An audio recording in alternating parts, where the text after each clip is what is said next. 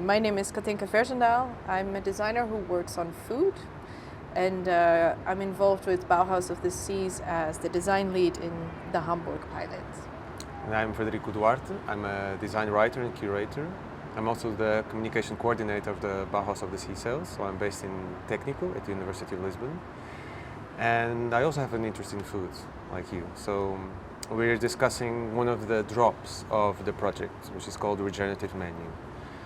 So not only from your experience as a designer, but from a specific experience from this project, how can a regenerative menu work in your perspective? Well, I think that already starts with having an understanding of what do we actually mean with regenerative. One of our core research questions has been, how can we imagine food and the act of eating as a regenerative one instead of an extractive one? By defining these words briefly, extractive means harmful for the environment. So we take something from it without replenishing it. As an opposite of this, regenerative to us means that whatever we take, we replenish. The act of eating becomes a healing one, and it helps restore balance. It's in a way a very reciprocal relationship that we would have with our direct environment through what we eat. So how can a regenerative menu work is initially with a shift of mindset, I imagine. Having an understanding that humans are a part of nature, that we should again find our place within this ecological cycle, and understand that, in turn of what we take, how can we care for the beings that actually nourish us. Exactly, and in the case of this project, all the different pilot projects that are being developed within the Bauhaus of the Seas, they're based on aquatic ecosystems. Mm-hmm. So we are specifically talking about how these menus, or how these experiences of food, or these ideas of how food systems work, they relate very directly with aquatic ecosystems. In your case, you're working on the Hamburg one. Maybe we can talk a little bit about how you can foster, for example, a regenerative relationship to your aquatic ecosystem. I think if we look at the cities selected in this project, I like to define them all as amphibious, amphibious cities. Good word. And then maybe even consider the human species in an odd way. Let's make that clear. Also as an amphibious species. So how do we relate to these bodies of water that surround us and that take care of us? And how have we been relating to them? So there's also a part of history. If we imagine Hamburg in this case, it has a very rich colonial history with the sea and its shipping, like the global trade routes coming into Hamburg, creating, arising this city from the marshlands, building these warehouses for these colonial goods to be stored and then transported further into Hamburg and the backlands of Germany. And there you already see that the way we envisioned relating to that is the fight against the water, the building of concrete structures and straight angles, and how we decided to create these dams of physically enclosing the water. But in this, we didn't necessarily understand the water as living and breathing and rising and falling and maybe human arrogance and overlooking that. Now we are faced with climate issues where the water becomes even more present. So these old structures don't necessarily hold the water out anymore. This is where we need to envision that. Bringing that to food, so we've been building dams, whereas a lot of traditional foods, a lot of traditional fishes are actually migrating fishes. And by building these dams, this age-old ways of the being of the fishes is actually being blocked, and we see that reflected in fish populations dropping. The eel is doing tremendously bad. Oh, really? Whereas it's something that we still envision as traditional cuisine in Hamburg, for example. If we imagine the Hamburg context there, it's also how can we see the eel as also a citizen of Hamburg. And how Oh, interesting. Yeah. Yeah. But it's great that you mentioned the idea of history, because both Hamburg and Lisbon, which is also one of the cities, and Venice, so And the three Venice, cities yeah, have a absolutely. rich colonial or imperial history of their own. And history as merchant cities, so cities where food has come from all parts of the world and has been part, of what we call now traditions, but at some point were called innovations. And this is, I think, is one of the most important or fascinating part about this drop, is this idea of what is the kind of traditional foods that we have in a specific location, and how can we innovate and how we create new traditions by understanding also the way that our relation to food has become more artificial. And so how do we renaturalize, this seems paradoxical, but maybe it's not. How do we renaturalize the way we eat to our ecosystem by reimagining some food traditions, for example?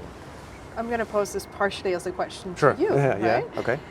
You use the words innovation, tradition, and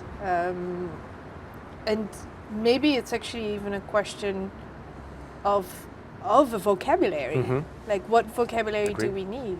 And if we're talking a large topic also in Hamburg, but as is in Lisbon, is invasive crustaceans. Exactly. Somehow Venice as well. We all have like a type of crab that we want to get rid of, and it's making a mess. But by labeling it as invasive, it's alien, it's aggressive, it's something that like gives you an icky feeling. This is maybe more Hamburg. The potato, Good point. such a huge staple in Northern European cuisine, but it's actually a product of colonialism. It actually came from Peru as soon as the discoverers came back from the New World. It's unimaginable that we don't see this as traditional, part of the traditional cuisine. So this to highlight in a way also that traditional cuisine is not something static. Absolutely. And by the way we use our words and vocabulary, why is a potato traditional? Because by any other standard, except for the agricultural world, it's hyper invasive. It's a strong monoculture. It pushes every other biodiversity out. But then we look at the Wollhandkrabbe, like a fuzzy-handed crab that we have, Okay. and it's invasive because it pushes out the other biodiversity. It eats everything that it comes across. Why do we give the one an invasive label and the other traditional cuisine? Right. And I feel like that's something we should explore. And linking on to maybe we can imagine new traditional cuisines where we introduce these crabs that we so desperately want to get rid of on our plates. There's always a risk, of course. In Lisbon we have not just so much crabs, but we have two species of fish, one closer to the mouth of the river and one further upstream, that both one, for example, was introduced by sport fishing. They were fish that are not supposed to be eaten, but just to be shown, after you catch the big fish. And the other one comes from the United States, and there's another one coming from Senegal that also deal with the heating of the water. Yeah. And the idea is also one of the easiest ways to make a regenerative menu or an approach is to eat an invasive species or to control it, and the easiest way to control it is to eat it. But you can also run the risk of making it too good and too appetizing for a specific market that we created. Yeah. I think this is one of the biggest challenges of the project, because we kind of want to say, as a result or as a proof of concept, say, here you can innovate by eating or harvesting or catching a different kind of species that may be invasive, but we don't want to make it too successful. Yeah, How that's then we find this balance? That's a tricky one, huh? Yeah. Especially if we imagine like building it on like the way the market works. Right. And I don't believe that there's a one-way answer to this. Mm-hmm. What we aim to do, first of all, make it that delicious, because Sure. because if we're able to make those crabs that delicious, then we are able to place humanity back into this ecological cycle, balancing out the river. What we aim to do is second to that, give a voice to local fishermen Mm-hmm. who work with these bodies of water, the rivers. We, in our program specifically, we have this man who's been fishing this 25 kilometers, and he and his family did this for the last 400 years. Oh wow. So if there's like anybody who knows about this like tiny bit on this immense planet, this would be the man to ask. Mm-hmm. And I think we should. These people are now still there. His son and daughter are not going to take it over. But it's such a vast knowledge that goes lost the moment he puts down his net. But historically speaking, it's also the person that's most overlooked when we Right. we build a dam. Or he actively remembers when the dam was built and how that impacted what he would find or what his father at that point would find in his nets. I think that imagining the crab being that delicious, but then also having this man as a spokesperson for the river, like when is it a good idea to get these crabs? Mm-hmm. Now there are certain seasons, of course. We would love to eat them before they mate. Right. Maybe this seasonality shifts as soon as they become too delicious. Yeah. You know, and then we can wait until after they mate. Mm-hmm. And this is where we should start a dialogue with nature as a much broader, very abstract concept. But we have a translator. Yeah. That's He's a good there. word. Mm-hmm. Mm-hmm. And that should be taken into consideration, I imagine. Yeah, because what you're touching upon is really important, because also under the framework of the European Bauhaus, we have to take care of what's sustainable, aesthetic, but also in terms of communities. And you're speaking about the communities that live on these bodies of water. Yeah. Maybe fishermen, people who live off seaweed, who harvest oysters, all these different things that exist in the river. And they matter, and they have some embodied knowledge that sometimes we tend to forget with our arrogance, I mean, I'm genuinely amazed. Like it's one of the biggest fun parts of the work that we are doing, right? Visiting these people and then listening to these stories, which in academia we would call this like sensuous knowledge. Mm-hmm. Like it's not, you didn't get this from a book. You got it because you've been here for 25 years doing this thing every day.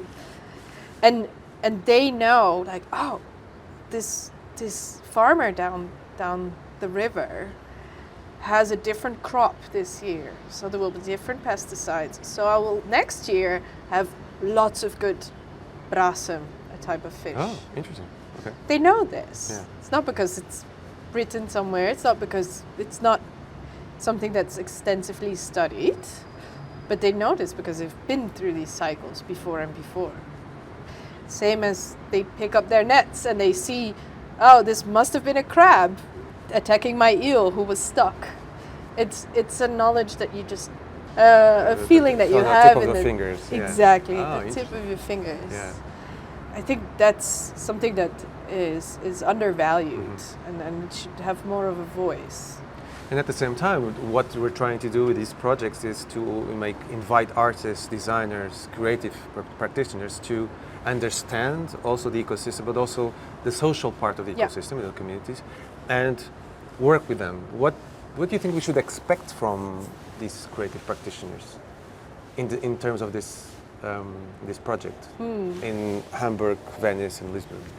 What creatives or cultural practitioners bring in, being it artists or designers or chefs for that matter, Sure. is a creative process that is not necessarily streamlined, and where it's very understanding of what we imagine the outcome to be, but not necessarily the steps how we'll how we will get there. And a part of that is also because it's a collaborative work. Right. Like there's multiple voices. We are, for example, collaborating with an initiative in Venice, because surprisingly, Venice and Hamburg have a lot of things in common. Also built on the marshlands, also having flood issues. Actually, Hamburg has more bridges than Venice. I was going to use that trivia. Exactly. At some point. Every tour guide will ever tell you that. It's so there's some things in common, but obviously there's also things that are not in common. So bringing a collective like that in, who has a vast understanding of the situation in Venice, our question would be, but how can you apply that to the context in Hamburg? But without becoming like the expert coming in, because if you're a newbie in Hamburg, and their goal is to build community, to do an ethnographic research, like ask the fishermen, ask like, is your soil getting salter? How does that react? What do your crops do? And I was like, so that's where art is already very much understanding, I believe, in the strength of the community and having local-based solutions in that sense. And so, from moving on from there, of course, the way the drop works and the pilot works, you go from the drop, ripple, and wave. So you're trying to work on experimental pilot projects, and then they can be, scaled and replicated. I think for the regenerative menu is a really great example because, for example, you can do a new dish or a new product that can be, for example, in Lisbon we're working with elementary schools to test these products or menus or dishes in school canteens. Right. And further down the line, if this gets approved and kids find it as delicious that they want to eat it more and more. As their fish sticks. Exactly. Yeah. But the way it works in Lisbon is that menus for schools need to be approved by the city council, by the municipal assembly. So that means in terms of the project, we can further down the line be talking about changes like in the law, in legislation, which is, I think that is very, very exciting. And I think that's one of the ways that we can see a full impact of the project. Do you have similar goals in Hamburg, for example? On the legal aspects? Or on the replication, on the scale of how things can grow? No, absolutely. I think what we're aiming to do is something that leaves kind of a lasting trace and is part of like a growing dialogue. And this is why, like, when one of our fellows, a chef or somebody who is curing fish, the carp fish, highly out of fashion, but used to be a Christmas dinner, by the way. Okay. But somehow everybody had one that tasted like mud, so nobody wants them anymore. Okay. Who knows? And this fellow is curing them, making a very delicate foodstuffs out of it. It's amazing, and our question is like, can you do this with more fishes, or what does this look like in a large fish, or like, of course that's experimental, and this is why I believe like getting the gastronomy involved. That's a place where we experiment. That's a place where there's time and effort to do this, but hopefully will trickle down as well. So after their process, we ask them, can you do a workshop? Right. And first of all, we would like you to do that for the culinary school, the future generation of chefs. We noticed that also the culinary school is very eager to jump on these sustainability topics. Absolutely. To innovate their own curriculum, as well as can we do this for people who want to make something at home? Workshops on Saturdays. What does that look like? So the question to the so-called expert is then also, can you make this approachable for people who are not as experienced as you? What does that look like? And that will be open source. So all these workshops, all these recipes are going to be collected including in where can you buy them, who do you need to talk to if you want to carp fish Right. for dinner, and that will be accessible on an online platform. Oh, that's great.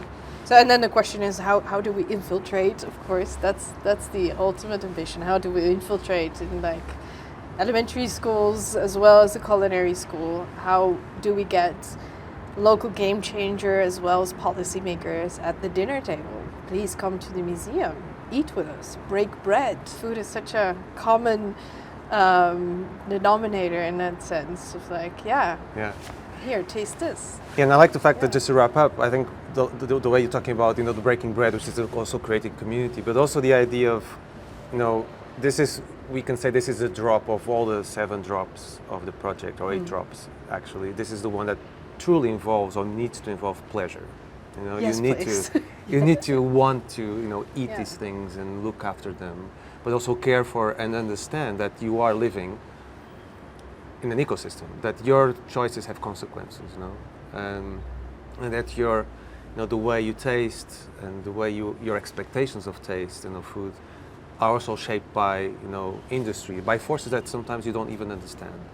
And I really hope that this project at least gives information and inspiration to a lot more people regarding that.